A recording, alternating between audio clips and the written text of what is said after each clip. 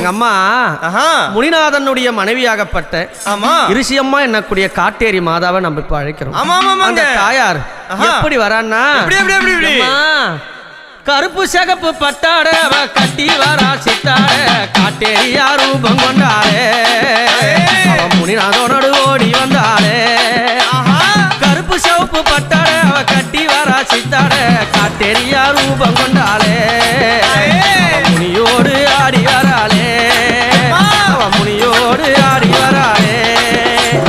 ஏரிக்கர மேட்டிலே எதிர் பூஜை கேட்கிறா கொல்லக்கர மேட்டிலே கொல்லும் பூஜை கேட்கிறா ஏரிக்கர மேட்டிலே எதிர் பூஜை கேட்கிறா கொல்லிக்கர மேட்டிலே அவ கொல்லும் பூஜை கேட்கிறா ஆனந்தமா ஆடி வராளே அவ காட்டேரியா ஓடி வராளே